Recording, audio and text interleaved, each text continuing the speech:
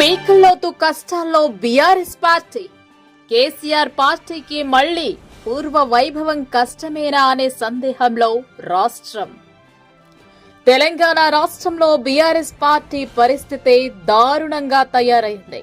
గత అసెంబ్లీ ఎన్నికల తరువాత నుంచే వరుసగా ప్రభావాన్ని కోల్పోతున్న బీఆర్ఎస్ పార్టీ తాజా పరిస్థితిపై రాష్ట్ర వ్యాప్తంగా చర్చ జరుగుతోంది. పీకల లోతు కష్టాల్లో బీఆర్ఎస్ పార్టీ ఉందని, పార్టీ మళ్లీ కోలుకోవడం కష్టమేనన్న చర్చ రాష్ట్ర వ్యాప్తంగా ఆసక్తికరంగా మారింది.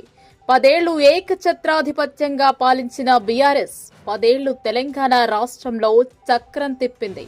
ఇక బీఆర్ఎస్ పార్టీ ప్రస్తుతం ఎదుర్కొంటున్న తాజా పరిస్థితి నుంచి గట్టెక్కే మార్గం ఉందా అన్న అంశం కూడా ప్రస్తుతం ఆసక్తికరంగా మారింది. తెలంగాణ రాష్ట్ర సాధన కోసం ఉద్యమ పార్టీగా వచ్చిన టీఆర్ఎస్ పార్టీ దేశ రాజకీయాల కోసం టీఆర్ఎస్ కాస్త బీఆర్ఎస్ గా మార్చి తెలంగాణ రాష్ట్ర సీఎంగా కేసీఆర్, తనయుడు కేటీఆర్ పార్టీని దూకుడుగా ముందుకు తీసుకువెళ్లారు. ప్రతిపక్ష పార్టీలను చావు దెబ్బ కొట్టేలా ప్రత్యర్థి పార్టీల నుంచి నేతలను ఆహ్వానిస్తూ ప్రతిపక్షాలలో కీలక నాయకులు లేకుండా చేసి తీవ్రమైన దెబ్బ కొట్టారు.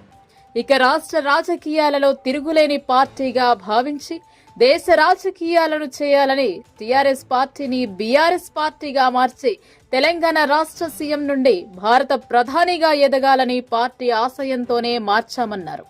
ఇక అసెంబ్లీ ఎన్నికల్లో, పార్లమెంటు ఎన్నికల్లోనూ వరుసగా చావు దెబ్బ తగిలింది. దేశ్కి నేత కేసీఆర్ అంటూ ప్రధాని రేసులో కేసీఆర్ ఉన్నట్టుగా పెద్ద ఎత్తున ప్రచారం చేశారు. ఇక 10 ఏళ్ల పాటు కేసీఆర్ పాలన చూసిన తెలంగాణ ప్రజలు గత ఎన్నికలలో ఊహించని విధంగా కాంగ్రెస్ పార్టీకి పట్టం కట్టారు. గత అసెంబ్లీ ఎన్నికలలో మాత్రమే కాదు, జరిగిన లోక్సభ ఎన్నికలలో, ఎమ్మెల్సీ ఉప ఎన్నికలలో సైతం బీఆర్ఎస్ పార్టీకి ప్రజలు ఊహించని షాక్ ఇచ్చారు.